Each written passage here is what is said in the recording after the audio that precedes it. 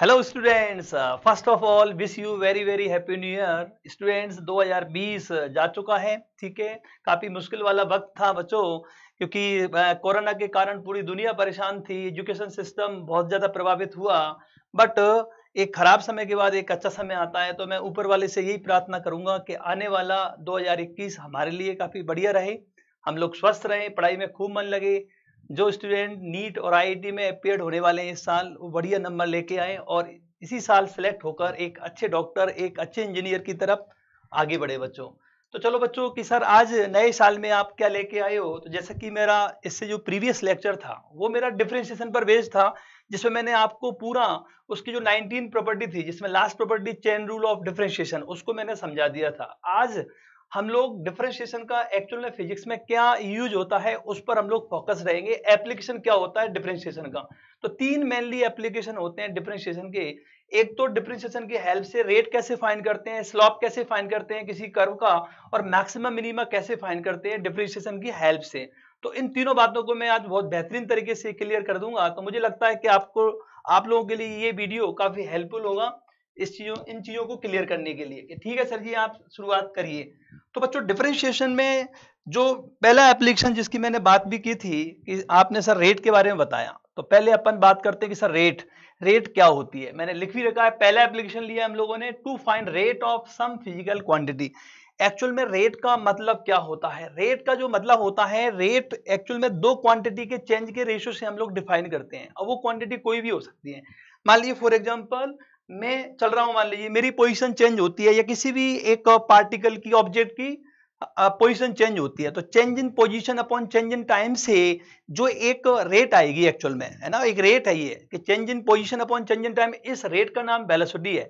इसी मतलब बहुत सारे रेट्स होती है, जैसे मान लीजिए स्पीड बढ़ती जा रही है, मान लीजिए वेलोसिटी बढ़ती जा रही है, तो change in velocity upon change in time, तो ये भी एक रेट है, ठीक है। इस रेट का नाम एक्सेलरेशन है। तो साइंटिस्ट लोग क्या होता है, दो क्वांटिटी के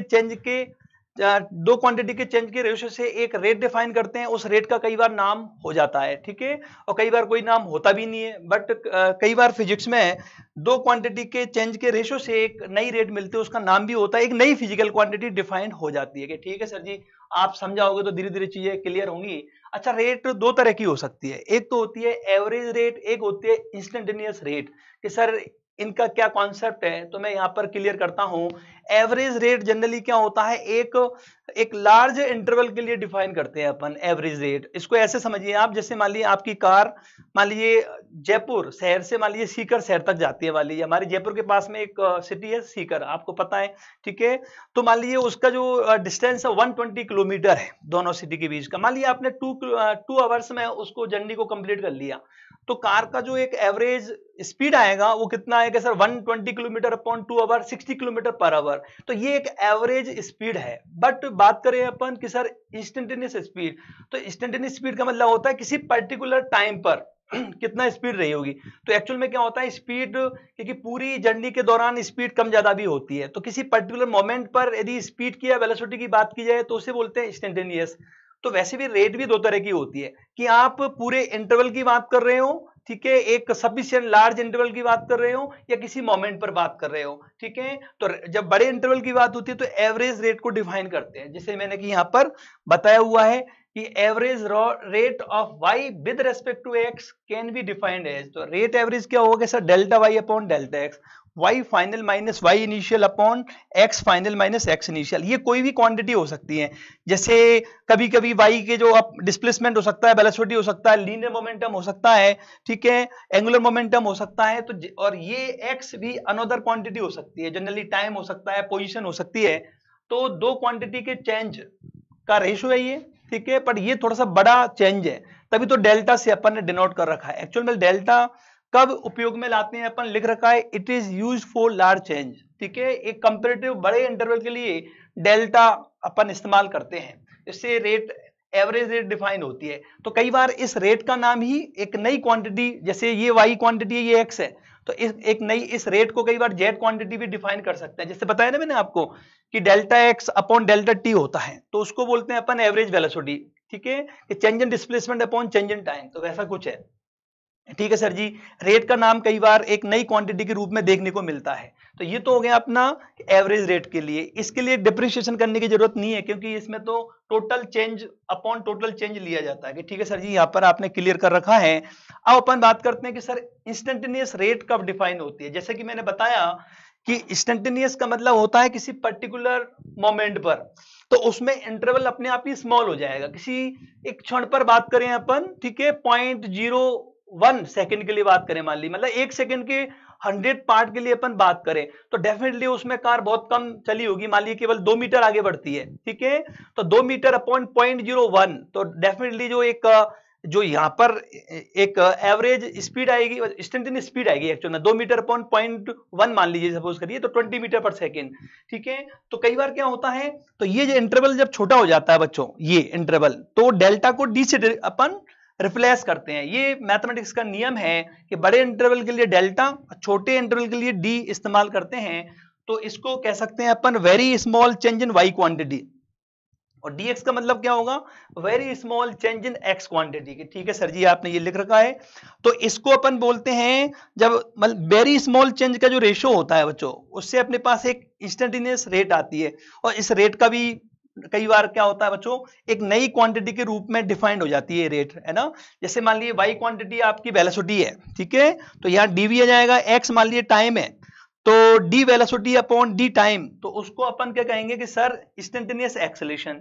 तो साइंटिस्ट लोगों ने क्या होता है, दो क्वांटिटी के जो बदलाव का जो रेशो होता है, चेंज का जो रेशो होता है, उसे एक रेट डिफाइन करते हैं। उस रेट का नाम भी कई बार रख देते हैं कि नहीं, इस रेट को ये बोलेंगे भाई कि वेलोसिटी अपॉन टाइम, तो ये एक रेट है ये भी, और इस रेट का नाम एक्सेलेरेशन होगा। तो फिजिक्स में ऐसे ढेरों रेट डिफाइन की गई है, पर हमें डिफरेंशिएशन कब काम में आएगा, जब कभी आपको बच्चों यहाँ पर जब इंस्टेंटेनियस की बात करेगा, क्योंकि यहाँ पर वेरी स्मॉल, तो यहाँ डिफरेंशिएशन की जरूरत पड़ेगी, मतलब y का डिफरेंशिएशन किया गया है x के रेस्पेक्ट में, तो ऑटोमेटिक एक रेट आ जाएगी इन दोनों के चेंज की, चेंज किससे जो डिफाइन हुई है कि ठीक है सर जी।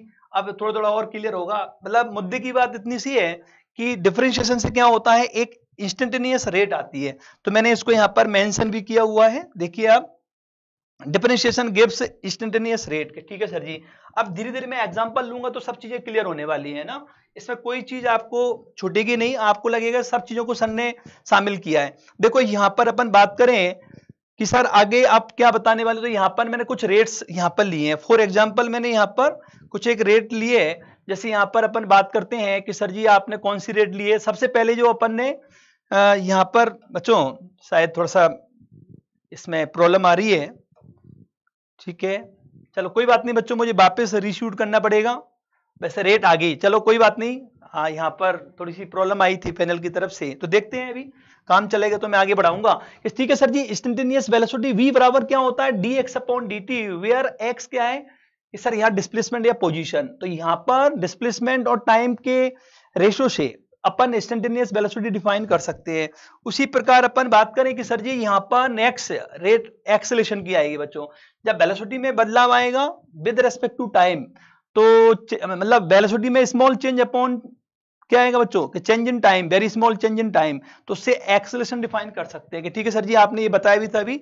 इसी प्रकार अपन जैसे यहाँ पर लें, यहाँ पर कि सर ये तो अपना ये क्या होता है, P होता है बच्चों लीनियर मोमेंटम, जो कि मास और वेलोसिटी का जो प्रोडक्ट होता है, उसको साइंटिस्ट लोगों ने क्या मोमेंटम डिफाइन कर रखा है, मोमेंटम। ठीक है, जिससे काइनेटिक एनर्जी का अपन एक अंदाजा लगता है। मोमेंटम ज्यादा है किसी बॉडी का तो काइनेटिक एनर्जी भी ज्यादा होगी, ठीक है, और मोमेंटम कमजोर है तो काइनेटिक एनर्जी कम होगी, मतलब उसमें हलचल कम हो रही है एक तरह से, है ना। तो ये एक पैरामीटर डिफाइन कर रखा है कि ठीक है सर जी, कोई दिक्कत नहीं है। इसका मतलब जब लीनियर मोमेंटम का डिप्रिसिएशन करेंगे तो क्या आएगा, इंस्टेंटेनियस फोर्स आएगा।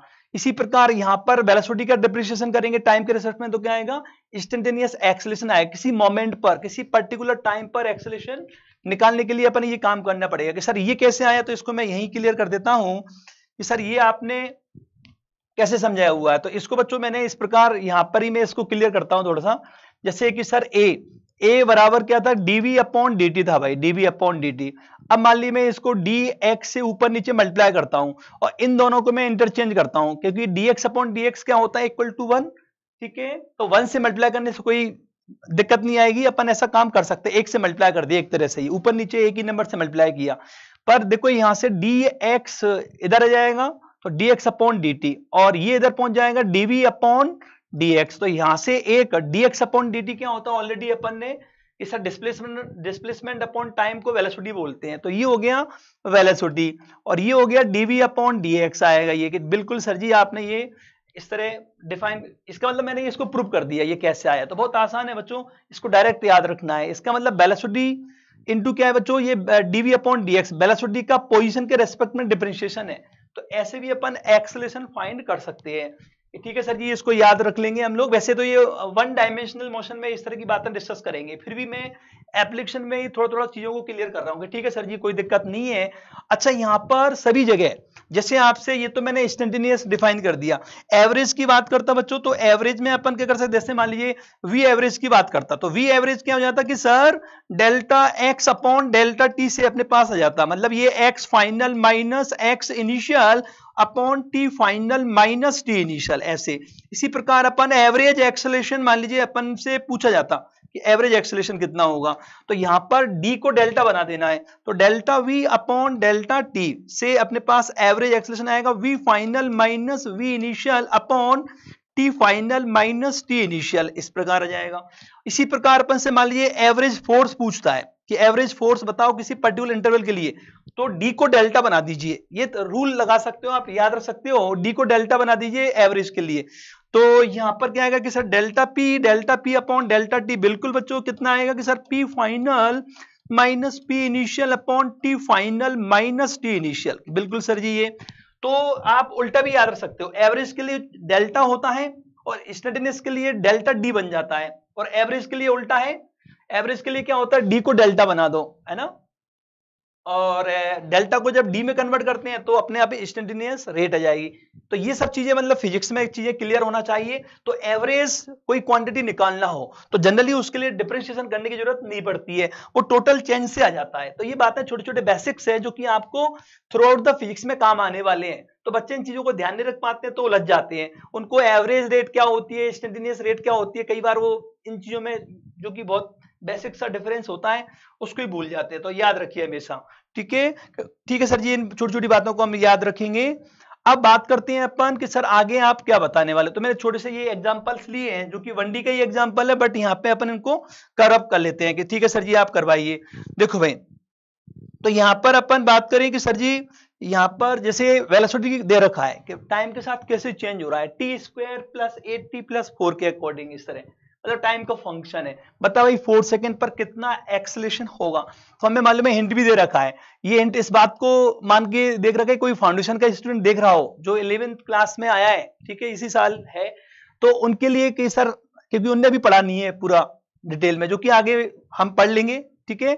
तो मैं सबको बच्चों ध्यान में रखते हुए ये लेक्चर मैंने ले रहा हूं कि कोई 10th पास बच्चा देखे तब भी उसको चीजें समझ में आए कि ठीक है सर जी। तो टी स्क्वायर प्लस कितना आएगा सर, 8t प्लस 4 आएगा ये। अब तो डिफरेंशिएट करेंगे अपन तो पावर आगे जाएगी, क्योंकि टी के रेस्पेक्ट में तो 2 पावर आगे जाएगी, 1 पावर कम होगी, और 8t का 8 into 1 हो जाएगा, क्योंकि टी का टी के रेस्पेक्ट में 1 होगा, और ये अकेला कांस्टेंट का 0 होता है, तो 2t प्लस 8 आ गया। तो 2t प्लस 8, अब उसने पर्टिकुलर, बिकॉज हमें जब अपन डिप्रिसिएशन से कोई चीज फाइंड करते हैं तो हमेशा वो एक इंस्टेंटेनियस वैल्यू आती है। इंस्टेंटेनियस ही तो है, क्यों, अलग अलग टाइम पर एक्सेलरेशन अलग अलग मिल जाएगा अपन है। तो इंस्टेंटेनियस में यही होता है कि हर अगले मोमेंट में चीजें बदलने लग जाती है, तो ये टाइम डिपेंडेंट आ रहा है ना, इसलिए तो तभी तो ये इंस्टेंटेनियस एक्सेलरेशन है बच्चों कि ठीक है सर जी। तो कितना के सर 4 सेकंड पर पूछा है, तो 4 पुट कर देते हैं अपन, तो कितना आएगा सर, 8 प्लस 8 कितना आएगा, 16 मीटर पर सेकेंड स्क्वायर, ये अपना आंसर आ गया बच्चों। तो जनरली ये बस थोड़ा सा अपन ने ये चीजें रेट्स के बारे में पता है, तो कुछ नहीं करना, डिप्रिसिएशन करना है इंस्टेंटेनियस रेट के लिए। अब इसमें भी ऐसी एग्जांपल है, लीनियर मोमेंटम, मैंने बताया था आपको लीनियर मोमेंटम p, अब ऐसे चेंज हो रहा है, 4 into sin पाई टी अपॉन 4 पूछा है, बता भाई 1 सेकंड पर फोर्स का वैल्यू कितना होगा, ठीक है। हिंट दे रखा है कि F बराबर dp अपॉन dt, मतलब लीनियर मोमेंटम के डिफरेंशिएशन से क्या आने वाला है कि सर फोर्स आता है, और किसी पर्टिकुलर टाइम पर पूछा है, इसलिए अपन ने डिफरेंशिएशन करना पड़ेगा। मान लीजिए इसमें इंटरवल देता तब तो अपन ने delta P upon delta T से फाइंड करते, ठीक है। तो पर यहां पर तो अपन ने पर्टिकुलर एक पॉइंट पर पूछा है, इसलिए अपन ने क्या करना पड़ेगा, डिफरेंशिएशन करना पड़ेगा कि सर जी कर दीजिए। तो ए बराबर क्या होता है कि सर dp अपॉन dt। अब इसका डिफरेंशिएशन करेंगे अपन, तो डी अपॉन डी टी और 4 इंटू क्या दे रखा है कि सर साइन और ये pi T plus pi T upon 4 है कि ठीक है सर जी कोई दिक्कत नहीं है भाई। इसमें 4 तो बाहर हो जाएगा बच्चों इस प्रकार के कि कांस्टेंट एक ठीक है टाइम डिपेंडेंट टर्म से मल्टीप्लाई है, ठीक है अकेला होता तो जीरो हो जाता, मल्टीप्लाई में इसलिए बाहर निकल जाएगा। बिल्कुल सर ये चीज हमें याद है क्योंकि मैंने चेन रूल में आपको ये बताया था पाई टी अपॉन 4।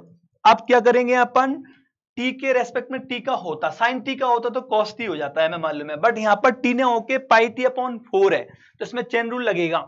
जब कभी टी या एक्स को हटाकर ठीक है टी और एक्स का कोई और फैला हुआ एक एक्सपेंडेड फॉर्म लिख दिया जाए, जैसे पाई टी अपॉन टी नहीं है बल्कि पाई टी अपॉन 4, थोड़ा सा ये जटिल बना दिया, तो इस तरह का जब रिप्लेस कर देता है अदर टर्म से तो चेन रूल लगाना पड़ता है। टी नहीं दिखता बल्कि टी का मिला जुला और कुछ एक नया रूप दिखता है टी के साथ, जैसे इसमें ये चीज एक्स्ट्रा आ गई तो चेन रूल लगाना पड़ता है। चेन रूल में क्या होता है, जो पहले लिखा ये रिप्लेस किया है टी की जगह ये लिख दिया उसको एज ए टी मानेंगे अपन, एज ए एक्स मानेंगे, तो क्या होता है कि सर इसको अपन मानेंगे पूरा टी की जैसे ही मानेंगे तो कॉस कितना हो जाएगा सर पाई टी अपॉन 4 हो जाएगा ये।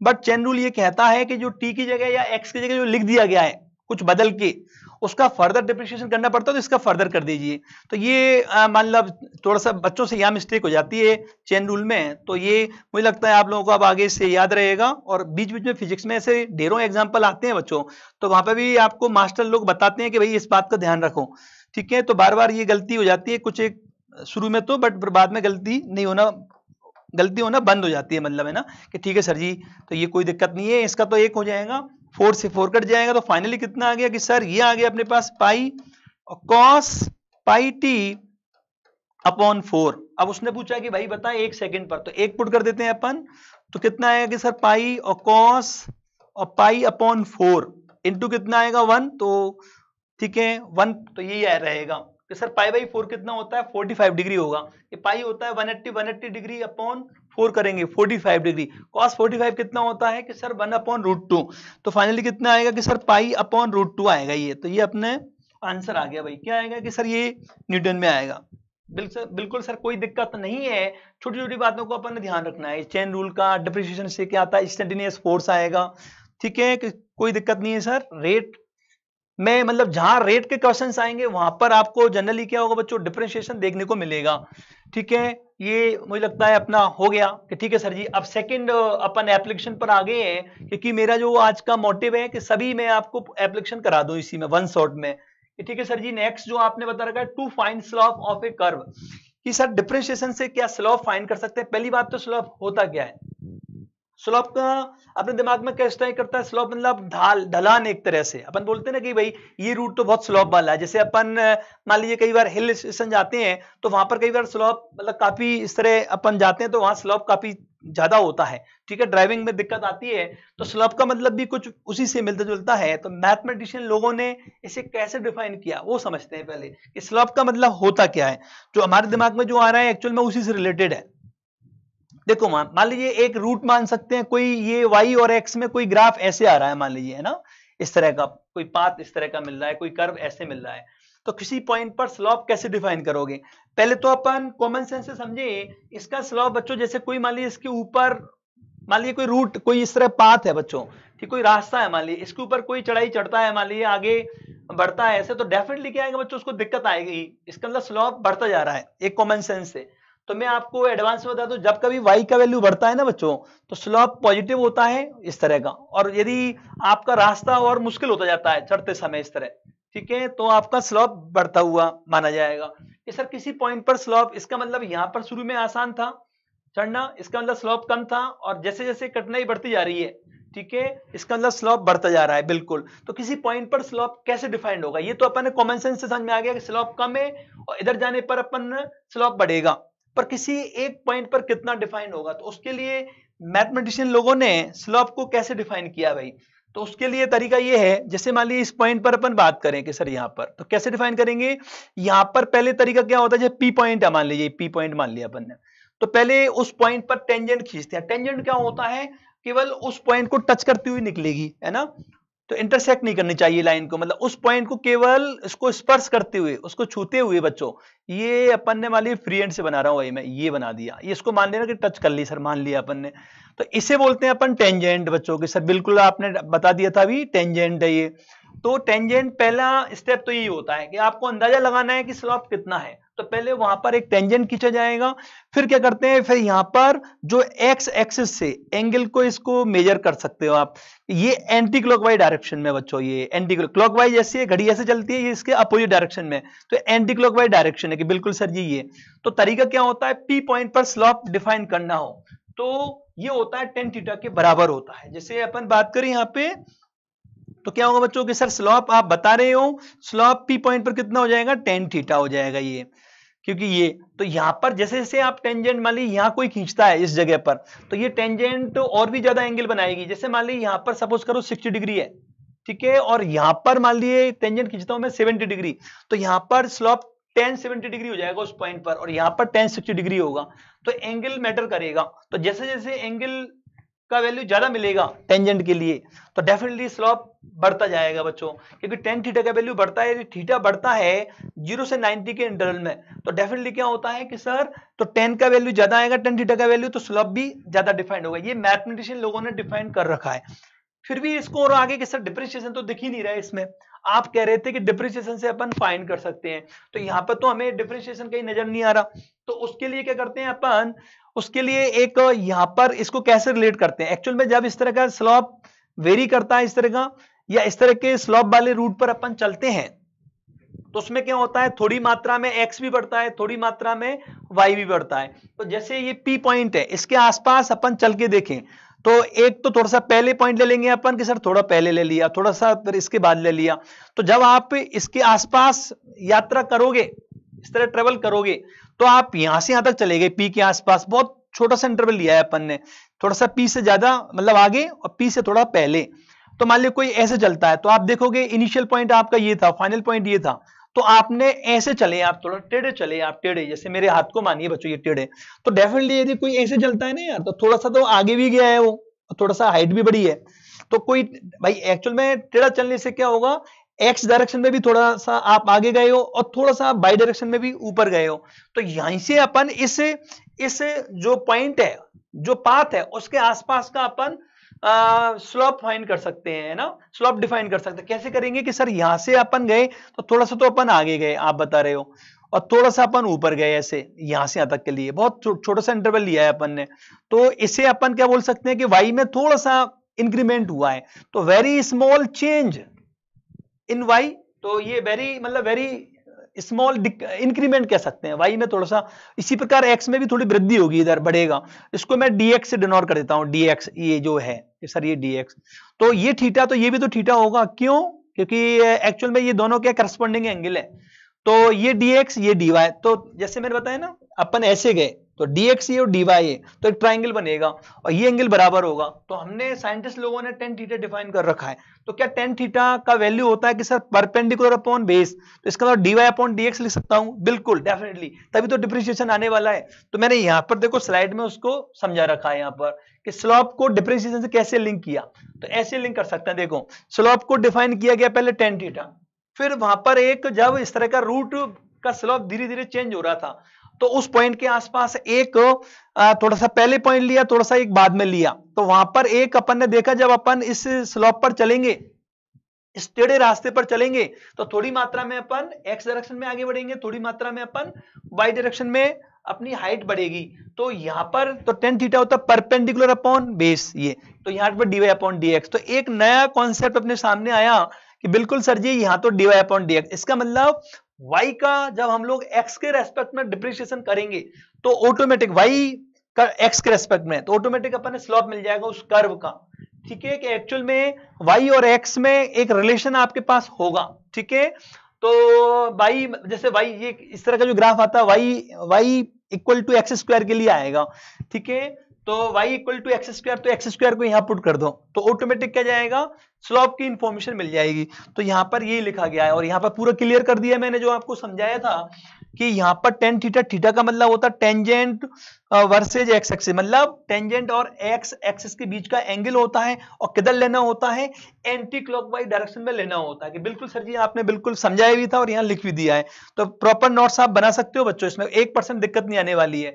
इन बातों का ध्यान रखा गया है कि आपको कोई समस्या न आए बच्चों, ठीक है, और कम समय में ज्यादा कवर हो जाए। तो ये हमारी कोशिश भी रहेगी बच्चों, ठीक है। समय कम है बट हम लोग पूरा मतलब नीट कंप्लीट करा देंगे आपको। तो कि सर जी बिल्कुल आप, तो देखो बच्चों यहाँ पर देयरफॉर बाय डिफरेंशिएटिंग एक curve equation we can find slope of that curve. तो बता दिया मैंने, कर्व इक्वेशन को डिफरेंशिएट करते हैं तो हम लोग स्लोप की इंफॉर्मेशन मिलेगी उस कर्व के, ठीक है सर जी आपने बता दिया वही है। अभी एग्जांपल से और क्लियर हो जाएगा कि सर कोई दिक्कत नहीं है। अब बात आती है कि सर स्लोप क्या हमेशा ही पॉजिटिव होता है या नेगेटिव भी होता है। एक्चुअल में स्लोप का वैल्यू थीटा पर डिपेंड करेगा। तो थीटा यदि आपका 90 से स्मॉलर आएगा तो डेफिनेटली यहां मालूम पड़ रहा है तो ये पॉजिटिव आएगा। और कभी कभी थीटा क्या होता है बच्चों, ये टेंजेंट अभी तो इधर है, कभी कभी ऐसे भी खींची जाएगी, तब उस केस में अपना जो एंगल आएगा 90 से ग्रेटर देन आएगा, तब टेन थीटा क्या आएगा बच्चों, नेगेटिव आएगा, स्लोप भी नेगेटिव डिफाइन होगा। तो नेक्स्ट यही समझाता हूं कि किन कंडीशंस में स्लोप पॉजिटिव होता है, किन कंडीशन में स्लोप नेगेटिव होता है, और कब पॉजिटिव स्लोप बढ़ता है, कब पॉजिटिव स्लोप कम होता है। इन बातों को भी मैं आपको क्लियर कर देता हूं। तो नेक्स्ट पेज पर इन्हीं बातों को क्लियर करता हूं। स्लोप के बारे में थोड़ा सा मैं और क्लियर करता हूं कि ठीक है सर जी आप चीजों को और क्लियर कर दीजिए। देखो बच्चों, तो जैसा कि मैंने बताया कि स्लोप, ये कलर पता नहीं मुझे लगता ठीक नहीं लग रहा, मैं इसको चेंज कर लेता हूं यार बच्चों। ये ठीक है सर जी आपकी मर्जी, जैसा आपका मन करे वैसा करो आप, तो कोई बात नहीं सर, बस पढ़ा दो हमें। तो ये बच्चों मैं आपको ये मैंने लिया भाई कि सर जी आप बता रहे थे, आपने अभी समझाया था कि स्लोप आपका पॉजिटिव कब होगा। तो भाई देखो बच्चों, जब मैंने बताया ना आपको थीटा क्या होगा, 90 से स्मॉलर होगा, ठीक है। तो स्लोप साइंटिस्ट लोगों ने डिफाइन कर रखा है कि sir slope equal to tan theta. तो भाई साहब थीटा यदि 90 से छोटा होगा तो पॉजिटिव आएगा, ये तो पॉजिटिव आ गया ये, ठीक है। एक बात तो ये, और दूसरी बात अपन बच्चों इसमें अपन जैसे बात करें, मैंने बताया ना आपको जब y इंक्रीज होता है स्लोप पॉजिटिव होता है भाई, वो मैं और क्लियर कर देता हूं, यहां पर भी लिख भी देता हूं मैं, और y इंक्रीज होगा तब भी स्लोप पॉजिटिव आएगा। उसको आप ऐसे समझिए, देखो मैं आपको यहां पर डायग्राम से और समझाता हूं बच्चों कि ठीक है सर जी आप डायग्राम से समझा। देखो बच्चों, जैसे मैंने अभी अपन ने जो लिया था इससे पहले, तो ये है, अब ये हमारी ग्राफ ऐसे है, तो ये y इंक्रीज हो रहा है ना यार बच्चों, जैसे जैसे x बढ़ रहा है, जैसे अपन आगे जा रहे हैं, मतलब ऐसे आगे जा रहे हैं, तो एक्चुअल में y बढ़ रहा है। तो जब y इंक्रीज होता है बच्चों तब स्लोप पॉजिटिव ही आएगा, ये इस तरह का y बढ़ता हुआ, चाहे ऐसे बढ़े या ऐसे बढ़े। y ऐसे भी बढ़ सकता है, दो कंडीशन हो सकती है कि सर ऐसे भी तो बढ़ सकता है, ठीक है y ये। तो बच्चों ये दोनों में क्या होगा, स्लोप पॉजिटिव होगा यहाँ पे भी, बिकॉज देखो ना कोई भी आप तो ऐसे भी चेक कर सकते हो, या तो ऐसे याद रखो भाई यदि आपको बढ़ता हुआ दिखे x के साथ, x बढ़ रहा है और y भी बढ़ रहा है, ठीक है, तो डेफिनेटली स्लोप पॉजिटिव आएगा। जैसे ये ऊपर जा रहा है y बढ़ रहा है, इसमें भी बढ़ता ही जा रहा है, भले बाद में कांस्टेंट हो जाएगा, बाद में कांस्टेंट होते ही स्लोप जीरो हो जाएगा, ठीक है, क्योंकि वहां पर टेंजेंट ऐसे आएगी ना फिर तो। और ये चलो बच्चों मुझे लगता है ये वापस से अपन लेके आते हैं, हाँ ठीक है बच्चों पहुंच गए हम लोग कि ठीक है सर जी कोई दिक्कत नहीं है। तो यहाँ पर अपन कि सर जी ये y इंक्रीज हो रहा है बच्चों, है ना, तो स्लोप आपने पॉजिटिव। अब दोनों में अंतर क्या है सर, यहाँ पे भी आप कह रहे हो स्लोप पॉजिटिव की, टेंजेंट इधर खींचोगे तब भी 90 से छोटा एंगल आएगा, इधर टेंजेंट खींचोगे तब भी 90 से स्मॉलर आएगा। पर इन दोनों में अंतर क्या है, फिर अंतर ये है बच्चों, यहाँ पर पॉजिटिव स्लोप बढ़ रहा है सर, पॉजिटिव स्लोप बढ़ रहा है। बिल्कुल बच्चों आप ये चीज समझ सकते हैं कि सर कैसे, देखो तो आप इसको ऐसे लीजिए, तो यहाँ पर बच्चों जो पॉजिटिव स्लोप है ना, स्लोप इंक्रीज हो रहा है, ये स्लोप इटसेल्फ, स्लोप पॉजिटिव भी है बट पॉजिटिव में इसकी वैल्यू बढ़ रही है, ऐसा मान सकते हो। जैसे मान लीजिए यहाँ पर स्लोप 1 है तो यहाँ पर स्लोप 2 हो जाएगा, यहाँ स्लोप 3 हो जाएगा। कारण वही है क्योंकि अपन देख रहे हैं कि वो एंगल बढ़ेगा बच्चों, जैसे यहाँ पर मान लीजिए 30 डिग्री एंगल है, यहाँ 45 होगा, 10 45, यहाँ 10 60 डिग्री आएगा स्लोप, तो 10 10 30 होता है 1/√3, 10 45 डिग्री आएगा 1, 10 60 डिग्री आएगा √3। तो ये वैल्यू बढ़ती जा रही है ना बच्चों, कि पहले 1/√3, फिर 1 हुआ, फिर √3 हुआ। तो जैसे जैसे एंगल ज्यादा मिलेगा, यहाँ टेंजेंट खींचो, यहाँ खींचो, यहाँ, तो स्लोप वैसे भी देखो ना यार, कॉमन सेंस भी ला सकते हैं। आप ऐसे चढ़ाई चढ़ोगे तो आपकी मुश्किलें बढ़ती जाएंगी ना यार, ये तो बिल्कुल ही खड़ा हो गया माउंट एवरेस्ट की तरह। तो डेफिनेटली यहाँ पर दिक्कत बढ़ने वाली है। तो दिक्कत बढ़ने वाली है चाहे चढ़ते समय या उतरते समय, तो डेफिनेटली स्लोप बढ़ रहा है भाई। ये आप एक कॉमन सेंस लगा सकते हो। यहाँ पर उल्टा है, शुरू में दिक्कत आएगी बट बाद में अपन रिलैक्स मूड में जाएंगे, क्योंकि ये जो आगे का कर्व फ्लैट होता जा रहा है, इसका मतलब स्लोप कमजोर पड़ता जा रहा है, आराम से अपन रिलैक्स हो पाएंगे। तो यहाँ पर क्या होता है, ये स्लोप, इसमें पॉजिटिव स्लोप क्या हो रहा है बच्चों के साथ, स्लोप यहाँ कम हो रहा है, इसका मतलब, हाँ बिल्कुल स्लोप यहाँ पर क्या होगा बच्चों की, सर जी आप ये बता रहे हो स्लोप यहाँ पर कम हो रहा है ये, ठीक है। यहाँ पर स्लोप बढ़ा, यहाँ पर पॉजिटिव स्लोप क्या हुआ बच्चों, मतलब पॉजिटिव में वैल्यू कम हो रही है। जैसे 60 डिग्री है, यहाँ पर 10 60 डिग्री है, 10 45 होगा यहाँ पर स्लोप, यहाँ 10 30 डिग्री आएगा। ये एंगल घटता जा रहा है ना, ये एक टेंजेंट ऐसे खींचोगे, फिर यहाँ ऐसे आएगी, यहाँ ऐसे आएगी, तो एंगल तो कम होगा ना बच्चों एक्स एक्सिस से, इसलिए। और वैसे भी कॉमन सेंस से भी अपन जान सकते हैं कि ठीक है सर जी कोई दिक्कत नहीं है। वैसे भी जब इस तरह की बातें आएंगी ड्यूरिंग द डिस्कशन, तो अब ये बातें क्लियर भी की जाएंगी, तो अभी तो कॉमन सेंस भी ला सकते हो आप। अब इसी प्रकार अपन बच्चों आगे की, सर जी आगे भी अपन डिफाइन कर सकते हैं कि सर आप स्लोप ने जब थीटा क्या होगा बच्चों, थीटा 90 से ग्रेटर देन आएगा, उसको बताते हैं तब, और वाई कम होगा, अभी समझाते हैं बच्चों। तो क्या आएगा कि सर स्लोप इक्वल टू होता है tan थीटा, और थीटा क्या आएगा 90 से बड़ा है, तो ये नेगेटिव तो आना तय है, किसके सेकंड क्वाड्रेंट में tan थीटा नेगेटिव होता है, कि बिल्कुल सर जी, तो ये नेगेटिव आएगा स्लोप। जैसे कि सर ग्राफ से समझाओ आप, तो ग्राफ से अपन बच्चों इस तरह ले सकते हैं भाई, देखो उसको अपन बात करें तो बच्चों इस प्रकार, जैसे मान लीजिए ये अपन बात करें तो इस तरह का ग्राफ बना सकते हैं। एक तो ये वाला बना दिया मैंने, तो वाई कम हो रहा है ना इसमें यार, ये वाई कम हो रहा है एक्स के साथ, देखो एक्स तो बढ़ रहा है इधर, पर वाई तो नीचे जा रहा है, कम हो रहा है ना ग्राफ नीचे की तरफ, इसका मतलब स्लोप नेगेटिव है, ये पहचान मान सकते हो, ठीक है ये। और उसके बाद क्या होगा, जैसे ऐसे लिया अपन ने ये बच्चों, तो इसमें भी अपन क्या कर सकते हैं कि सर यहाँ पर एक्स तो बढ़ रहा है बट बाई जो हाइट है ग्राफ की वो कम हो रही है, ठीक है। तो इस तरह का जो स्लोप नेगेटिव में ऐसा होता है बच्चों, ठीक है। आप इसका अंदाजा ये भी ला, इसके लिए बिकॉज फॉर्मूला क्या होता है, dy/dx होता है, तो आप ऐसे भी और भी मतलब रटने की जरूरत नहीं है। वैसे ये या तो उससे एंगल से भी देख सकते हैं, यहाँ पर जो एंगल आएगा ना बच्चों टेंजेंट का, वो क्या आएगा बच्चों, जैसे ये खींचू मैं यहाँ पर ऐसे, तो इधर से एंटीक्लॉक डायरेक्शन में एंगल क्या आएगा 90 से बड़ा आएगा, इस तरह का, आप समझ गए होंगे, इधर से लेंगे उस वजह से। तो थीटा जब 90 से बड़ा आएगा तो डेफिनेटली स्लोप नेगेटिव आएगा, एक तरीका तो ये। दूसरा तरीका ये बता रहा था मैं आपको, ये क्योंकि ये इसमें क्या हो रहा है dx, x तो बढ़ रहा है ना यार, जैसे यहाँ पर पॉइंट लिया अपन ने, यहाँ लिया, तो यहाँ से यहाँ तक आने में क्या हुआ है, अपन आगे तो गए हैं पर नीचे आए हैं अपन, है ना, तो y में कमी आ रही है, तो y में कमी आ रही है तो ये नेगेटिव हो गया ना, नेगेटिव अपॉन पॉजिटिव, तो ओवरऑल नेगेटिव आएगा। इसलिए अपन ऐसे भी अपन मतलब स्लोप नेगेटिव क्यों है, समझने के कई तरीके हो सकते हैं बच्चों, है ना, कि ठीक है सर जी कोई दिक्कत नहीं है, जब हाइट कम होगी y का वैल्यू कम होगा, ठीक है, ग्राफ मतलब ऊपर जा रहा है तो स्लोप पॉजिटिव है, और नीचे आ रहा है ग्राफ कैसे भी आए, वाले ऐसे कम आए, ऐसे कम आए, ऐसे हो कम, ठीक है, कम हो रहा है तो स्लोप नेगेटिव होगा, ठीक है सर जी। और कि सर ना तो कम ना ज्यादा हो बल्कि ऐसे हो कांस्टेंट रहे, तब स्लोप जीरो आने वाला है डेफिनेटली, कि ठीक है सर जी कोई दिक्कत नहीं है। अच्छा इसमें स्लोप नेगेटिव में बढ़ रहा है, क्योंकि इसमें देखो ना आप जैसे नीचे उतर रहे हो मान लीजिए आप, है ना, तो डेफिनेटली इधर गिरने का खतरा बढ़ गया है, तो यहाँ पर अपन की मतलब स्लोप बढ़ता जा रहा है तो यहाँ पर ज्यादा खतरा हो गया, मतलब एक तरह से उतरते समय, तो स्लोप एक तरह से नेगेटिव में स्लोप क्या मानेंगे बच्चों कि सर ये बढ़ रहा है नेगेटिव में, ध्यान रहे स्लोप बढ़ रहा है बट नेगेटिव में बढ़ रहा है। यहाँ पर देखो आप ऐसे आ रहे हो तो बाद में थोड़ा रिलैक्स हो जाओगे आप, है ना, जैसे अपन ठीक है फिसलते हैं तब भी इस तरह का स्लोप होता है, शुरू में ज्यादा होता है बाद में कम हो जाता है ऐसे, तो वैसा कुछ है यहाँ। तो यहाँ पर स्लोप कम हो रहा है, नेगेटिव में स्लोप कम हो रहा है ना, स्लोप नेगेटिव में कम हो रहा है, ध्यान रखिए, ठीक है।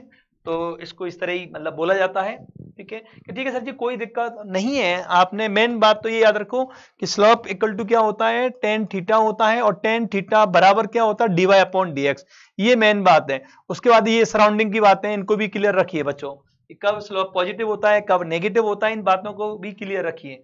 और स्लोप पॉजिटिव में बढ़ता है तब ग्राफ ऐसा देखने को मिलेगा, स्लोप पॉजिटिव में कम होता वैसे, तो ठीक है सर जी एकदम पजल नहीं होना बच्चों, धीरे धीरे आप यूज टू हो जाओगे ना, तो ठीक है सर जी कोई दिक्कत नहीं है, आप आगे बताइए और इनमें क्या फंडामेंटल होते हैं तो भाई यहाँ पर मैंने कुछ एक क्वेश्चंस लिए हैं, जैसे यहाँ पर ये ग्राफ बना रखा है ऐसे, मतलब है ना, एक कि सर कर्व है ये तो अजीब सा, बिल्कुल बच्चों टेढ़ा मेढ़ा। अब इसमें अपन ने मान लिए ए पॉइंट पर स्लोप पूछ रहा है, बी पर और सी पर, तो इसमें भी हमें कोई दिक्कत आने वाली बात नहीं, बिकॉज अपन ने पूछा कि स्लोप के वैल्यू बताओ, तो अपन यहाँ पर एक एक लाइन में भाई स्लोप एट ए पॉइंट की बात करें अपन, तो अपने पास क्या आएगा बच्चों कि सर स्लोप एट, यहाँ पर लें अपन कि सर जी स्लोप एट ए पॉइंट, तो क्या होता है कि सर टेन थीटा ए आएगा, सर टेन थीटा ए, तो कितना आएगा कि सर टेन और थीटा ए कितना है बच्चों कि सर ये 60 डिग्री, तो टेन 60 डिग्री कितना होता है, √3 होता है ऐसे।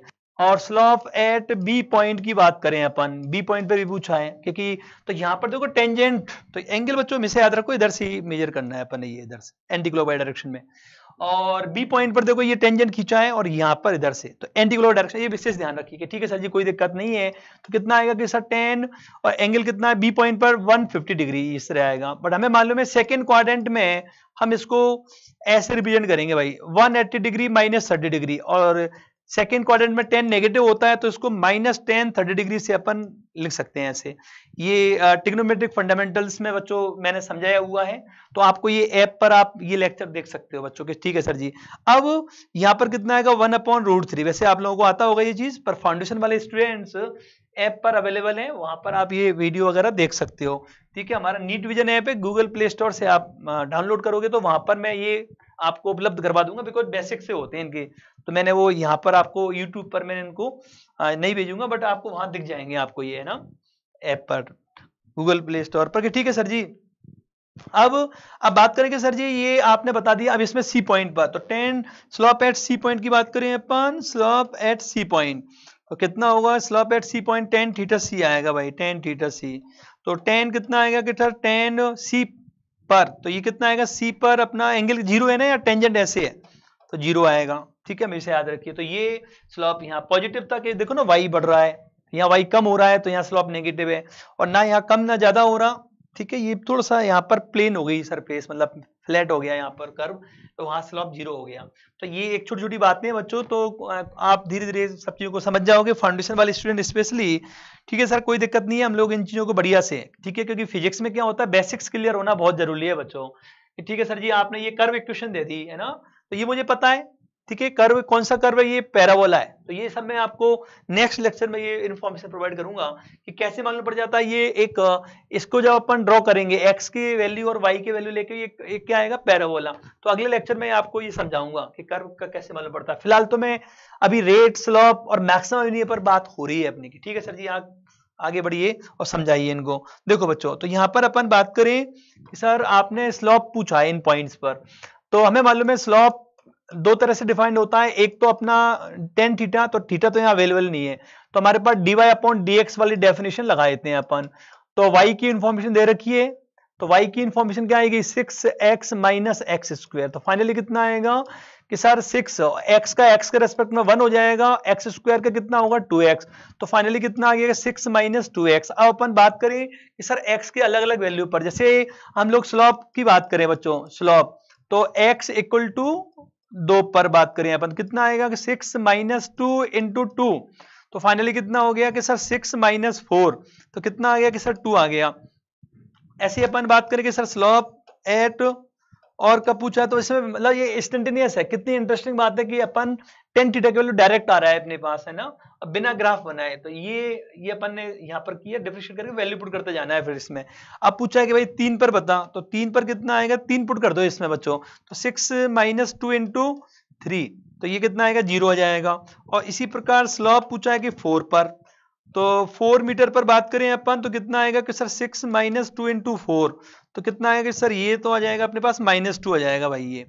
तो पहले स्लोप पॉजिटिव था, फिर 0 हुआ, फिर नेगेटिव हुआ, कि ये बिल्कुल सही भी होता है कि बिल्कुल बच्चों ये चीज सही होती है, आप इसको चेक भी कर सकते हो फाउंडेशन वाले स्टूडेंट स्पेशली कि सर ये बातें सही भी होती हैं क्या। बिल्कुल बच्चों ये फंडामेंटल्स है, मैं आपको एक लाइन में भी चेक करा देता हूं, जैसे एक्स का वैल्यू लो या वाई का वैल्यू लो, मान लीजिए सपोज करिए है ना, तो ये आपको मैं अभी 1 मिनट में एक्सप्लेन कर देता हूं। तो ये क्या आएगा 0 और यहाँ पर 0 2 3 4 ये वैल्यू ले लेते हैं अपन एक बार है ना, ये इस प्रकार। तो 0 पर कितना आ रहा है कि सर ये 0 पुट करो इसमें, आप y का वैल्यू कितना आएगा सर 0 आएगा, 2 पुट करना भाई, तो 2 पुट करेंगे तो कितना आएगा 6 इंटू 2 12, 12 में से 4 घटेगा तो कितना आएगा सर 8 आ जाएगा। और 3 पुट करना तो 6 इंटू 3 18, 18 में से 9 गया तो 9 आएगा बचेगा यहाँ। 4 पुट करेंगे 6 इंटू 4 24, 24 में से 4 का स्क्वायर 16 तो तब भी 8 आएगा। तो यहाँ पर बच्चों ग्राफ बनाए अपन, तो ग्राफ ऐसे आएगा, फ्री हैंड से बना देता हूं मैं यहाँ पे कि सर फ्री हैंड से बना दीजिए आप।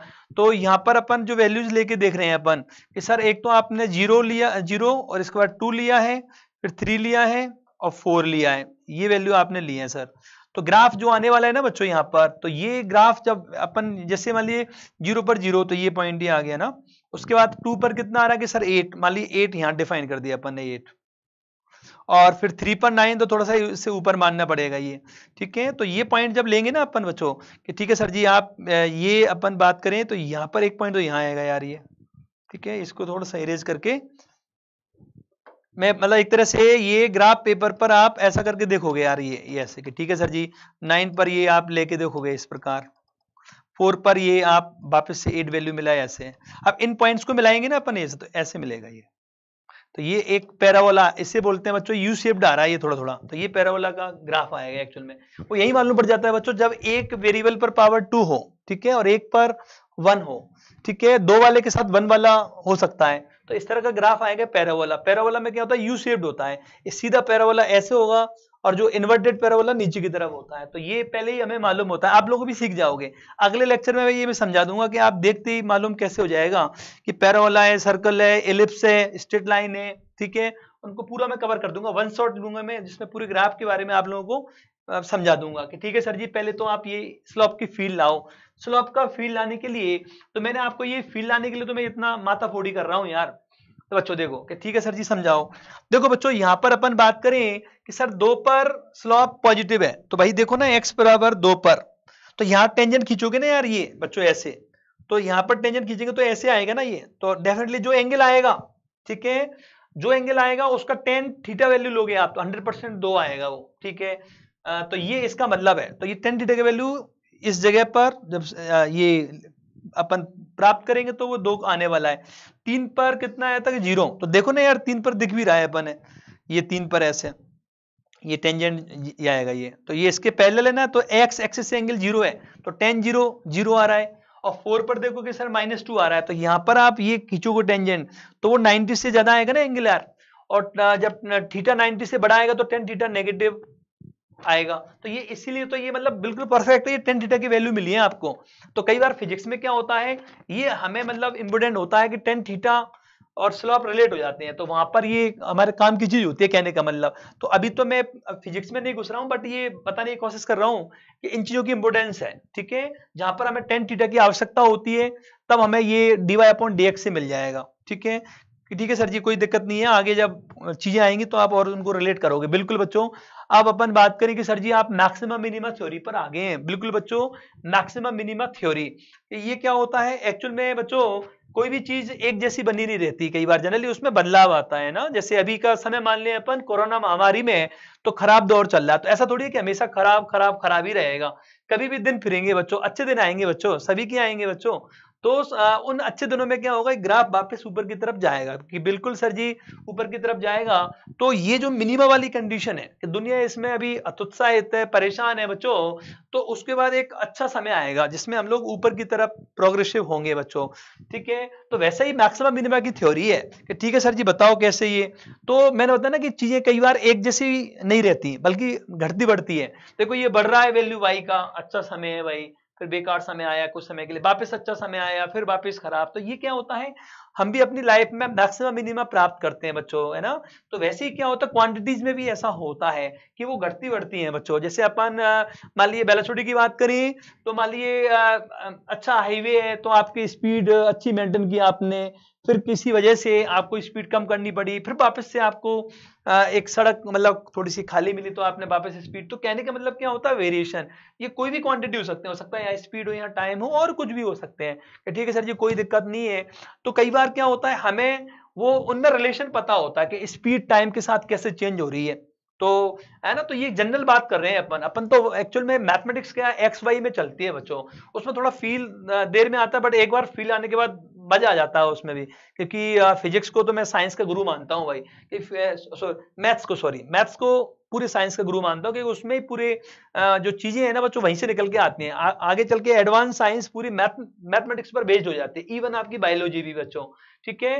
तो ये हम लोगों को मालूम है, ठीक है। बायो इंजीनियरिंग वगैरह में आजकल मैथमेटिक्स का बहुत ज्यादा इन्वॉल्वमेंट होता है, तो पूरी प्रोग्रामिंग होती है कि ठीक है सर जी आप भावुक हो रहे हो ट्रैक से। हाँ बच्चों, मैं थोड़ा सा वापस लौटता हूँ कि सर जी आप ये बता रहे थे कि हमें कैसे मालूम पड़ेगा, जैसे वेरिएशन दे रखा है तो इससे डिफरेंशिएशन की हेल्प से हम लोग ये पता लगा सकते हैं कि कब किस टाइम पर या किस पोजीशन पर इस क्वांटिटी का y का मैक्सिमम वैल्यू रहा होगा, कब मिनिमम वैल्यू रहा होगा, कब वापस मैक्सिमम मिला होगा। एक्चुअल में मैक्सिमम मिनिमम का मतलब होता है आसपास से ज्यादा वैल्यू होना।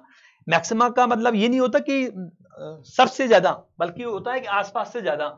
ये आसपास से सबसे कम वाली स्थिति है, तो इस आसपास का इस जोन का ये मिनिमा है, इस जोन का मिनिमा ये है, और इस जोन का ये मैक्सिमा है, इस इंटरवल के आसपास का ये मान सकते हो। तो ये, और जनरली एक बात और ध्यान देने वाली बात है बच्चों, ये मैक्सिमा के बाद तुरंत मैक्सिमा नहीं आएगा, उन दोनों के बीच में मिनिमा एग्जिस्ट करेगा। मतलब ये एक अल्टरनेटिव वे में आते हैं, मैक्सिमा फिर मिनिमा, फिर मैक्सिमा फिर मिनिमा। यदि वेरिएशन बहुत लॉन्ग चलता है बच्चों और ग्राफ कंटिन्यूअस होता है, तब ऐसा देखने को मिलता है कि हमेशा दो मिनिमा के बीच में एक मैक्सिमा होगा या दो मैक्सिमा के बीच में एक मिनिमा भी होता है कि ठीक है सर जी। बट हमें जनरली फिजिक्स में इतने कॉम्प्लेक्स कंडीशंस में नहीं जाते हैं, पर जो मैथमेटिक्स, जो आईटी वाले जो बच्चे तैयारी करते हैं उनको इस तरह के फंडामेंटल पूरे क्लियर होते हैं, उनको बताया जाता है। एक्चुअली उनकी तो बुक चलती है पूरी डिफरेंशिएशन, तो उनको क्लियर हो भी जाता है। पर यहाँ पर तो मैं जनरली जेई मेंस और नीट को ध्यान में रख के लेक्चर को डिजाइन किया है। उतना ही अपन ने सीखना है। फिजिक्स में तो बच्चों फंडामेंटल्स का ही है, पूरी मैथमेटिक्स तो इन्वॉल्वमेंट नहीं होता, बट काफी फिर भी मैथमेटिक्स का इन्वॉल्वमेंट होता है कि ठीक है सर जी आप बताइए। तो मैं ये बता रहा था कैसे पता चलेगा। तो एक बात यहाँ ध्यान देने वाली बात है, जितने भी मैक्सिमा या मिनिमा वाले पॉइंट है वहां पर ग्राफ थोड़ा सा फ्लैट हो गया हल्का सा। हाँ कि सर जी बिल्कुल देखो ये तो ऊपर चढ़ता जा रहा है, ये नीचे उतार स्टार्ट हो गया, बट यहाँ पर थोड़ा सा मतलब स्थिरता आ गई है ना, रुकावट सी आई है। तो यहाँ पर स्लोप जीरो है बच्चों। वैसे यहाँ पर देखो ग्राफ ये बिल्कुल नीचे जा रहा है फिर ऊपर उठने लगा, तो यहाँ पर थोड़ा सा ठहराव जैसा है। और वहां पर भी देखो ना टेंजेंट देखो आप, तो इसके पैरेलल है एक्स एक्सिस, तो टेन जीरो जीरो आएगा। तो सभी मैक्सिमम मिनिमा पर क्या होता है, स्लोप जीरो होता है। कि बिल्कुल सर जी आप बिल्कुल सही बता रहे हो, ये स्लोप जीरो है सभी पर। तो इसका मतलब हमें ये पता लगाना होता है कि भाई किस टाइम पर किस पोजीशन पर ये मैक्सिमम मिनिमा मतलब ज्यादा वैल्यू या कम वैल्यू मिल रही है। तो इसकी एक हमारे पास एक यहाँ पर हिंट मिल गया है कि इन पोजीशंस पर इन टाइम पर क्या होगा, स्लोप जीरो होगा। और स्लोप क्या होता है कि सर स्लोप होता है dy अपॉन dx। इसका मतलब अपन dy अपॉन dx बराबर जीरो करके इन पोजीशंस को फाइंड कर सकते हैं। वो एग्जांपल से भी क्लियर होगा। फिलहाल मैं यहाँ पर देखो आपको बताता हूँ कि सबसे पहले ये रूट्स, इन्हें रूट्स बोलते हैं बच्चों, इनको रूट बोलेंगे अपन। तो मैक्सिमा और मिनिमा से रिलेटेड जो रूट्स हैं इनका कैसे पता लगाएंगे कि स्लोप जीरो होता है। इन पॉइंट्स पर क्या होता है बच्चों कि सर ये टेंजेंट ऐसे होती है, हॉरिजॉन्टल हो जाती है यहाँ, और इसलिए स्लोप जीरो। तो ये तो जैसे भी जो कर्व इक्वेशन दी जाएगी या कोई भी क्वांटिटी इस पर डिपेंड कर रही है उसकी एक इक्वेशन दी जाएगी, चाहे वो एनर्जी का हो सकता है, फोर्स हो सकता है कि force 40 minus T square plus something इस तरह वेरी कर रहा है। तो आपको मतलब ये कोई भी क्वांटिटी के भाई ये क्वांटिटी इस पर ऐसे डिपेंड कर रही है। तो अपन क्या करते हैं बच्चों, तो जिसका अपन ने ये कब मैक्सिमम हुआ है, ये कब मिनिमम हुआ है, तो उसी का डिप्रिशिएट कर देते हैं अपन। ठीक है, जैसे फोर्स का मैक्सिमम निकालना है तो फोर्स का डिप्रिशिएशन करेंगे अपन टाइम के रेस्पेक्ट में या पोजीशन के रेस्पेक्ट में। तो ये केस क्यों, कि इसका रटने वाली बात नहीं, क्योंकि यहाँ स्लोप है भी जीरो, इसलिए ऐसा किया है कि ठीक है सर जी ये बिल्कुल। तो अपने आप ही जो भी डिप्रिशिएट करके जीरो करेंगे, जो रूट्स मिलेंगे वो मैक्सिमम मिनिमम वाले रूट्स होंगे कि ठीक है सर जी। अब आगे बताइए। अब इसमें कई बार ये पता लगाना होता है कि कौन सा रूट, क्योंकि ग्राफ तो सामने होगा नहीं ना यार, वहां तो इक्वेशन होगी अपने पास। जैसे फोर्स इक्वल टू मैंने बताया ना आपको T cube minus 6t square plus 8t plus 10, इस तरह का इक्वेशन होगी बच्चों। तो वहां पर क्या होता है, ग्राफ तो अपन बना नहीं रहे कि भाई ऐसे अपन के सर वो इक्वेशन डाली और ग्राफ आ गया तुरंत ही, फिर तो बता देंगे कि भाई x इक्वल टू 2 पर मैक्सिमा है, x इक्वल टू 3 पर मिनिमा है। तो वहां तो केवल अपने पास क्या होगा, एक इक्वेशन होगी। तो हम लोग क्या मैक्सिमम मिनिमम बिना ग्राफ बनाए हम 100% सही बता सकते हैं। तो उसकी तरफ जा रहे हैं कि ठीक है सर जी। आप तरीका क्या होता है कि सर अब देखो जो मिनिमा कहाँ होता है, पहले मिनिमा की बात करते हैं। मिनिमा कहाँ एग्जिस्ट करता है देखो ये, तो इसको अपन ऐसे पहचान कर सकते हैं। मिनिमा के जस्ट पहले पर विचार किया जाए, जस्ट थोड़ा सा पहले, तो थोड़ा सा पहले पॉइंट अपन ने ये लिया, मान लीजिए मिनिमा से जस्ट पहले अपन ने P ले लिया, मान लीजिए इस यहाँ ले लिया Q, ये ले लिया R। देखो बच्चों, तो क्या अपन जो बात करें बच्चों, स्लोप एट P पॉइंट क्या है कि सर नेगेटिव है। देखो ना यार बच्चों, ग्राफ नीचे जा रहा है ना यार ये, तो इस जोन में स्लोप P पर बात करें अपन कि सर स्लोप P पर क्या है कि सर नेगेटिव है। स्लोप बच्चों किस पर अपन बात करें कि सर Q पर, तो Q पर तो 0 है ना यार ये। और अपन बात करें स्लोप एट सर R पर, तो R पर स्लोप क्या होगा कि वापस से सर ग्राफ ऊपर जाने लगा है। मैंने बताया था ना, y जब बढ़ता है ना स्लोप पॉजिटिव होगा, तो ये पॉजिटिव हो गया। तो यहां से अपन हिंट मिल रहा है स्लोप कैसे चेंज हो रहा है। जो मिनिमम वाला पॉइंट है ना बच्चों, वहां पहले उससे ठीक पहले सोचो, उस पर सोचो, उसके बाद सोचो, तो उससे अपन ने स्लोप की इंफॉर्मेशन मिलेगी। स्लोप पहले नेगेटिव था, फिर 0 हुआ, फिर पॉजिटिव हुआ। तो यहां से अपन ने एक यहाँ कॉन्सेप्ट अपन डेवलप होने वाला है। इसका मतलब मिनिमा उस जगह पर एग्जिस्ट करता है जहां पर स्लोप क्या होता है बच्चों, जहां पर नेगेटिव से 0, 0 से पॉजिटिव, या स्लोप क्या हो रहा है एक तरह से बढ़ रहा है। भाई कोई चीज पहले क्या थी बच्चों, नेगेटिव में थी, फिर 0 हुई, फिर पॉजिटिव हुई। मान लीजिए कोई बच्चा बिल्कुल ही कमजोर था, मान लीजिए पहले उसके नंबर, मान लीजिए पढ़ने में थोड़ा सा कमजोर था, उसके पहले नंबर नेगेटिव आ गए बच्चों, ठीक है। जो बच्चा मतलब समझ सक, फिर उसने खूब थोड़ा सा मेहनत कर रहा है, वो थोड़ा सीरियस हुआ, फिर उसके नंबर 0 आए, फिर उसने और ज्यादा मेहनत की बच्चों, इंस्पायर्ड हुआ वो, और मान लीजिए उसके नंबर शानदार तरीके से बच्चों उसके बहुत पॉजिटिव नंबर आने लगे हैं, ठीक है पॉजिटिव में। तो उसको आप कैसे कहोगे कि किस तरह का बदलाव आ रहा है, तो पॉजिटिव कहोगे ना, पहले तेरे नेगेटिव में नंबर आते थे, फिर तेरे 0 नंबर आए, फिर तेरे तो बहुत ही ज्यादा पॉजिटिव में अब अच्छे नंबर आ रहे हैं, तो उसको क्या कहोगे, इस रेट को अपन पॉजिटिव कहेंगे, अच्छी रेट बोलेंगे अपन। तो यहीं से अपना कॉन्सेप्ट डेवलप होने वाला है कि ठीक है समझाओ सर, यहाँ पे बताओ आप। तो देखो बच्चों, ये डबल डेरिवेटिव का मतलब होता है दो बार डिप्रिसिएशन, एक बार किया उसका, एक बार और किया। तो इसे ये कि dy अपॉन dx तो स्लोप होता है ना बच्चों, ये मैंने बताया था अभी। इसका मतलब स्लोप में बदलाव कैसा है बच्चों, ये स्लोप, तो rate of change in slope यदि क्या होगा, पॉजिटिव होगा, तो वहां पर क्या होगा बच्चों, मिनिमा एग्जिस्ट करेगा। तो ये देखो ना, मैंने इसलिए तो बताया आपको इस पॉइंट पर, यहाँ बिल्कुल सर जी आपने ये यहाँ पर बताया। तो मिनिमा वाले रूट, मिनिमम वाली जगह पर क्या होता है बच्चों, स्लोप नेगेटिव से 0, 0 से पॉजिटिव ऐसे चलता है।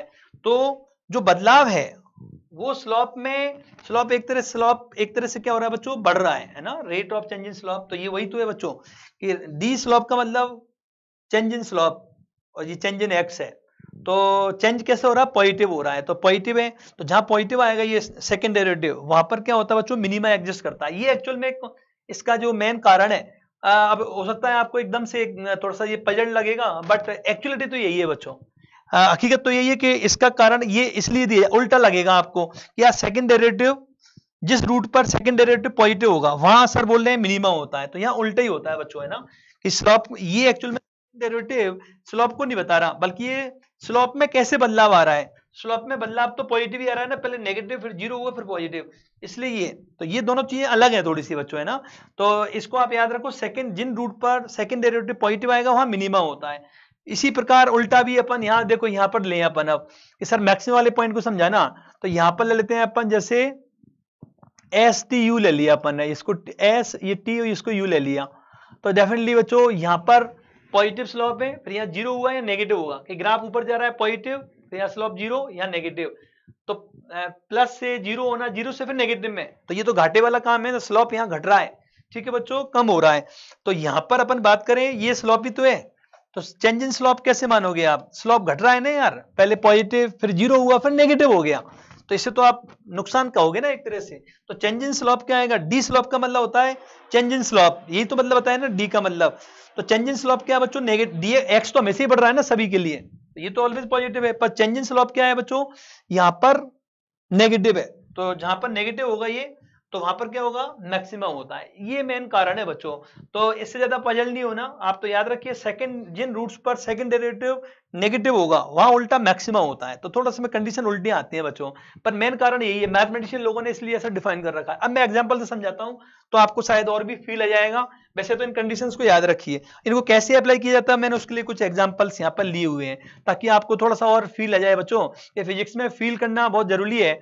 तो मेरी कोशिश रहेगी जैसे जैसे मैं अपने अभी अपने मोड में आऊंगा तो आपको मैं शानदार तरीके से पूरे फिजिक्स को पूरा फील करा दूंगा बच्चों, क्योंकि मैंने उसको काफी मतलब उस पर हम लोगों ने वर्क किया हुआ है और मेहनत कर रहे हैं बच्चों। हम लोग आप लोगों से काफी सीखे हैं बच्चों, बच्चे ही हमें बहुत सिखाते हैं बच्चों कि उनको कौन सी बात समझ में नहीं आ रही, तो हमारी कोशिश यही है कि आप लोग शानदार तरीके से चीजों को समझो, एंजॉय करो। कि ठीक है सर जी, इसको समझाना है एक बार। तो काइनेटिक एनर्जी टाइम के साथ ऐसे चेंज हो रही है, ठीक है, कि सर इसको आप एक्सप्लेन करने वाले थे। अब पूछा क्या है, बता भाई किस टाइम पर काइनेटिक एनर्जी मिनिमम होगी और मिनिमम काइनेटिक एनर्जी का वैल्यू कितना होगा। तो हम लोग उसको किस प्रकार देख सकते हैं, देखो भाई। तो बच्चों यहां पर पहले तो हमें काइनेटिक एनर्जी कब किस टाइम पर मिनिमम होगी, मैं बताया ना आपको, ग्राफ नहीं है अब तो केवल ये रिलेशन दे दिया कि काइनेटिक एनर्जी टाइम के साथ चेंज हो रही है, ठीक है। अब हमें किस टाइम पर ये मिनिमम है, मतलब कम आ रहा है, मतलब इस वक्त चीज कम हो रही है, ऐसे मिनिमम है, और मिनिमम का वैल्यू कितना होगा। तो तरीका क्या बताया था मैंने आपको, तरीका ये बताया था कि जिस क्वांटिटी का आपको मिनिमा या मैक्सिमा निकालना हो, तो यहां पर मिनिमा का क्वेश्चन है, तो मिनिमा फॉर मिनिमा या मैक्सिमा, ठीक है। तो अपन क्या करते हैं, जिसका हमें मैक्सिमा या मिनिमा निकालना हो तो उसका डिप्रिशिएट करते हैं। जैसे के का मिनिमम वैल्यू निकालना है तो के का यहां पर डिप्रिशिएशन होगा, और जिस पर के डिपेंड कर रहा है उसके रेस्पेक्ट में तो डी के अपॉन डी टी करना पड़ेगा अपन ने, ठीक है सर। कीजिए तो कितना आएगा डी अपॉन डी टी, और कितना है कि सर 20 प्लस टी स्क्वायर, और माइनस कितना है कि सर 80। तो वही डिप्रिशिएट करेंगे तो कितना बनेगा ये कि सर 20 का 0 हो जाएगा, टी स्क्वायर का 2t हो जाएगा, और 80 का टी के इसमें 1 होता है तो 8 बचेगा। ये अब क्या आ गया अपने पास कि सर जी ये आ गया डी के अपॉन डी टी। अब इक्वल टू 0 करना होता है, ठीक है, इक्वल टू 0 कर दिया, तो 0 कर दिया कितना आ गया कि sir 2t equal to 8, T equal to 4 आ गया। अब एक ही रूट आया ना बच्चों, जब एक ही रूट आता है ना बच्चों, एक ही सॉल्यूशन आया सिंगल, तो इसी पर 100% क्या होगा बच्चों, क्योंकि यहाँ पर एक ही रूट आ रहा है तो वही रिलेटेड मैक्सिमा या मिनिमा होगा। तो मिनिमा पूछा है ना अपन से, तो मिनिमा, ठीक है। इसका मतलब इसी एक ही टाइम आ रहा है, तो भाई बहुत सारे जब रूट्स होते हैं तो उसमें कुछ मैक्सिमा वाले होते हैं, कुछ मिनिमा वाले होते हैं, पर यहां पर तो क्या बच्चों एक ही आया, तो इसका मतलब इसी पर क्या होगा, जो पूछा गया मैक्सिमा या मिनिमा होगा। तो अपन ने आगे सेकंड स्टेप में जाने की जरूरत ही नहीं है, एक ही स्टेप में काम चल गया। हमेशा याद रखो फिजिक्स में जनरली, नीट फिजिक्स में तो जनरली एक ही रूट आता है, तो उसी पर पूछा गया मैक्सिमा या मिनिमा, आप मान सकते हो, कोई दिक्कत वाली बात नहीं है। तो इसका मतलब क्या होगा, के मिनिमम कितना आएगा, काइनेटिक एनर्जी मिनिमम कितना आएगा इस समय पर, और ये कितना आएगा 20 प्लस टी स्क्वायर, तो टी कितना है भाई सर, टी का वैल्यू 4, तो 4 का स्क्वायर माइनस कितना आएगा 8 इंटू 4, तो फाइनली कितना आएगा कि सर 20 प्लस 16 माइनस ये 32, तो फाइनली कितना आएगा 36 में से तो 4 आएगा, 4 जूल आ रहा है ये, ठीक है। कि ठीक है सर जी आपने ये समझा दिया। अब चेक करके बताओ सर कि ये मैथमेटिशियन लोगों ने ऐसे ही बता रखा है, ये सही भी होता है। बिल्कुल बच्चों ये बिल्कुल सही है, मैं चेक करके बताता हूं आपको, थोड़ी सी मेहनत होगी बट फील आने लगेगा कि सर बताना एक बार टी और अपन ने के लिया, मान लीजिए ये टी और के, ठीक है सर जी लेके बताओ एक बार। अब देखो बच्चों ये इस प्रकार, तो टी के वैल्यू पर अपन जैसे बात करें, एक तो 0, एक 2, एक 4 और एक 6, इस प्रकार 0 2 4 6 ये लेके देखते हैं अपन। तो भाई 0 पर कितना है कैटेगरी, 0 पर सर ये 0 पुट करेंगे तो 20 आएगा भाई, 2 पुट करना भाई तो 2 पुट करेंगे तो कितना आएगा कि सर 24 में से 16 घटेगा, ठीक है, तो 8 आएगा ये। और 4 पुट करना भाई, 4 तो पुट कर ही रखा है, 4 पर 4 आया वैल्यू।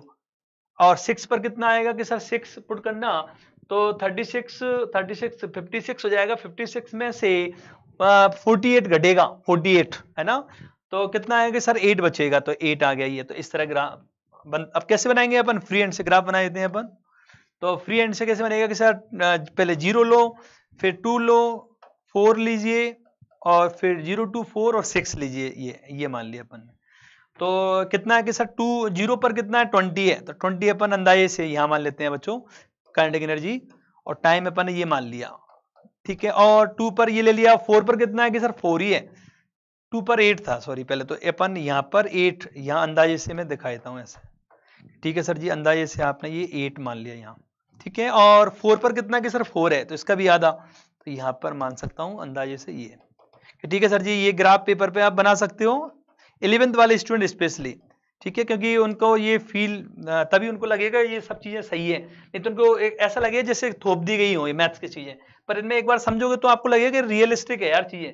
6 पर कितना आ रहा है 8 आ रहा है, तो 6 पर 8 ये आ गया बच्चों, ये इस प्रकार। तो कैसे आएगा बच्चों ग्राफ, कि फ्री हैंड से बनाएंगे तो ऐसे आएगा ये, तो ये आ गया ना बच्चों, ये वैसे भी पैराबोला आना था बिकॉज टी पर पावर 2 है और के पर 1 है, तो पैराबोला। तो देखो ना काइनेटिक एनर्जी मिनिमम ही आ रही है, इस तरह का आएगा।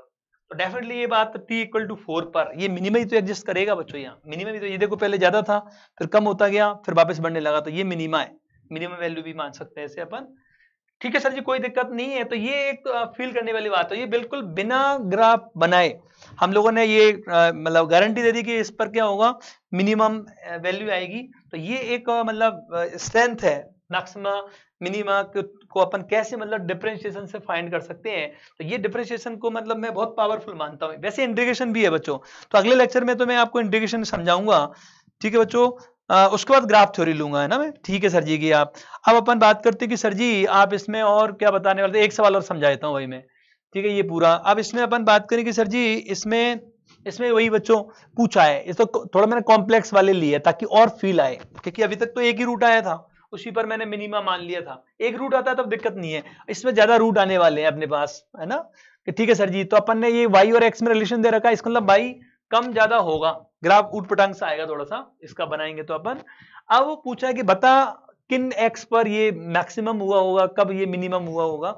तो ये तो देखते हैं कि सर जी आप करिए। देखो तो बच्चों अपन बात करिए यहाँ पर, तो पहली स्टेप क्या होती है कि सर स्टेप 1 आपने बताई थी अभी, स्टेप 1 में हमें क्या करना होता है, पहले डिफरेंशिएट करते हैं अपन, तो D Y upon D X करेंगे अपन, तो डी अपॉन डी एक्स, और यहाँ पर अपने पास X cube minus 9x² plus 24x, कि बिल्कुल सर जी ये, तो इसमें कितना आएगा कि सर 3x² माइनस कितना आएगा कि सर 18x और प्लस 24 ये। अब इसको अपन ने जीरो करना होता है, ठीक है, तो dy upon D x zero करना होता है, तो इसको अपन 3 कॉमन भी ले लेता हूं मैं यहाँ पर, x² minus 6x plus 8 equal to zero करना होता है, ठीक है। तो अब इसको अपन x माइनस 2 और x माइनस 4 ऐसे लिख सकते हैं भाई, और 3 को इधर डिवाइड करेंगे तो जीरो हो जाएगा। तो ये तो फाइनली कितना आ गया अपना, x के दो रूट आ गए, पहला रूट तो आया 2 और दूसरा आया 4। तो ये अपने पास क्या आ गया बच्चों कि सर ये अपने एक क्वाड्रेटिक को अपन ने सॉल्व कर लिया बच्चों ये, ठीक है। तो ये 10th क्लास में अपन ने आता है, इसके जब फैक्टर कैसे करेंगे अपन, है ना, तो आप मल्टीप्लाई करके देखो यही चीज आएगी, तो इसको ऐसे लिखा जा सकता है ना, तो वो अंदाजा लग जाता है अपन ने कि -2 -4 को मल्टीप्लाई करें तो 8 आना चाहिए, मल्टीप्लाई से ये आना चाहिए, इन दोनों को ऐड करने पर बीच की चीज सेट होनी चाहिए। तो ये फैक्टर्स का अंदाजा लगाना आपको आना चाहिए, ठीक है। ठीक है सर जी, कोई दिक्कत नहीं है, आपने ये बता दिया दो रूट आएंगे। अब इसमें इसका मतलब एक मैक्सिमम वाला होगा एक मिनिमम वाला होगा, ठीक है, कि कंटिन्यूअस ग्राफ है, कहीं पे भी ये दिक्कत नहीं आ रही है 2 से 4 के बीच में कि टूट नहीं रहा ग्राफ, है ना, ये बिल्कुल कंटिन्यूअस मतलब वैल्यूज अच्छी आएंगी आपको कंटिन्यूअस वाली। अब इसका मतलब इसमें एक मैक्सिमा एक मिनिमा, तो कैसे मालूम पड़ेगा, तो सेकंड स्टेप पर जाते हैं हम लोग। तो सेकंड स्टेप क्या कहती है sir, second step, step number second, तो स्टेप सेकंड में क्या करना होता है, जो एक बार आया पहली बार उसको फर्दर करो आप, सेकंड डेरिवेटिव होता है ना, इसे बोलते हैं अपन सेकंड डेरिवेटिव। ये मैंने पहले लेक्चर में आपको एक्सप्लेन किया हुआ है, चेन रूल, सेकंड डेरिवेटिव क्या होता है, हर चीज मैंने समझाई हुई है उसमें, नीट फिजिक्स में, जेईई मेंस फिजिक्स में जो चीजें आने वाली हैं उनको मैंने पूरा बेहतरीन तरीके से क्लियर किया हुआ है। तो जिन बच्चों ने ये लेक्चर देख रहे हैं, जिनने पहला नहीं देखा, तो मेरी लिंक मिल जाएगी वीडियो के लास्ट में, वहां से आप प्रीवियस लेक्चर को और समझ के इसको और बेहतरीन तरीके से समझ पाओगे, फाउंडेशन के स्टूडेंट स्पेशली, कि ठीक है सर जी। अब अपन क्या करेंगे कि सर एक बार और डिफरेंशिएट करना है, तो इसको भाई एक बार और डिफरेंशिएट कर देते हैं अपन, तो 3x² माइनस 18x और प्लस 24, इसको एक बार और कर देते हैं, तो कितना आएगा कि सर ये जाएगा 6x माइनस 18, इस प्रकार आएगा। अब चेक करना होता है हमें किस पर, कि सर x बराबर 2 पर, तो भाई यहाँ पर सेकंड डेरिवेटिव, एक तो x बराबर 2 और एक बार x बराबर कितना पुट करना है, 4 पुट करना है, तो ये कितना आएगा d2y अपॉन dx², तो ये वैल्यू पुट कर दो, 2 पुट कर देते हैं इसमें, तो 6 × 2 और माइनस 18, तो ये तो नेगेटिव आ गया यार, -6 आएगा, तो ये नेगेटिव आ गया, ये पॉजिटिव नेगेटिव पता लगाना है। तो हमें मालूम है जहां पर ये उल्टा होता है, जब ये क्या है अपने पास नेगेटिव आया, तो इसका मतलब मैक्सिमा एग्जिस्ट करे, उल्टा होता है इसमें, तो मैक्सिमा रूट है ये एक्चुअल में, मतलब अपन ये कह सकते हैं कि x बराबर 2 पर मैक्सिमा आएगा। 4 पुट करेंगे अपन, तो d2y अपॉन dx² की बात करें अपन, तो कितना आएगा 6 × 4 माइनस 18, तो फाइनली कितना आएगा बच्चों के साथ 24, तो ये कितना 24 में से हटा जाएगा 6 बचेगा यहाँ पर, है ना, तो ये भी क्या होगा, पॉजिटिव ही आएगा, कहने का मतलब तो उल्टा होता है भाई। इसका मतलब यहाँ पर क्या होगा बच्चों, मिनिमा रूट होगा, मतलब x बराबर 4 पर चीज कम मिलेगी आसपास से आपको, तो मिनिमा रूट है ये। तो ये अपन है यहाँ पर कि सर जी बिल्कुल आपने ये चीज समझाई है, तो कि सर ये सही बात भी है कि बिल्कुल मैं तो इस पर बच्चों 100 रुपए की शर्त लगा सकता हूँ, बिल्कुल ये ऐसा मिलेगा। देखो इसलिए मैं आपको यहाँ पर मैंने बना रखा है अगली स्लाइड में, ताकि ये फील आए कि ऐसा सही भी है कि यार कि पहले मैक्सिमा मिलेगा फिर मिनिमा मिलेगा, और इन चीजों पर ऐसा होता है क्या बच्चों। बिल्कुल देखो आप ये देख सकते हो, ये इस प्रकार ये मैंने यहाँ पर बनाया हुआ है ये, ठीक है बच्चों, मैंने ये बनवाया हुआ है, ठीक है, हमारे जो कंप्यूटर ऑपरेटर है उनकी हेल्प से, ठीक है। तो ये आप चेक भी कर सकते हो खुद से भी, ये वैल्यू पुट करोगे उस इक्वेशन में तो ये वैल्यू आपको ऐसी मिलेंगी भाई की x के जब 0 1 2 3 पर ये वैल्यू ऐसे आएंगी। फिर इनको मैंने ये कंप्यूटर की हेल्प से बनवाया हुआ है, तो इसमें इस तरह का ग्राफ देखने को मिलेगा। तो मैंने बताया पहले आपको मैक्सिमा, तो ये देखो ना ये इस पर मिल रहा है ये मैक्सिमा, यहाँ पर मिनिमा मिल रहा है, तो यही तो बच्चों उसमें अपन ने अभी देखो ना, यही तो अपन ने जाना था कि 2 पर आपका मैक्सिमा और 4 पर ये, तो 100% ये बातें बिल्कुल फील करने वाली है यार, मजेदार है। मतलब ये देखो आप, ये अपन ने ये 2 पर मैक्सिमा था फिर मिनिमा था, तो इसमें ये चीजें ऐसी तो आ रही है ये। तो ये बच्चों अपना हो गया, तो आप इनको रियलाइज करें, फील करें, आपको कोई दिक्कत आने वाली बात नहीं है, ठीक है। आपके आर्यन सर आपको बिल्कुल बेहतरीन तरीके से एक एक कॉन्सेप्ट को क्लियर करते हुए पूरी फिजिक्स को कंप्लीट कराने का मादा रखते हैं बच्चों।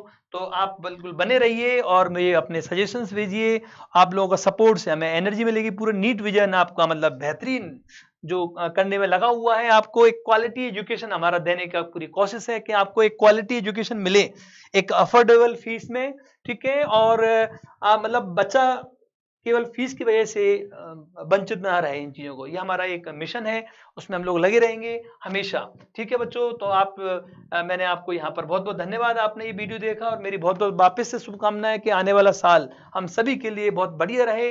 तो मेरी तरफ से आप लोगों को बहुत बहुत शुभकामनाएं, धन्यवाद, थैंक यू बच्चों, जय हिंद जय भारत।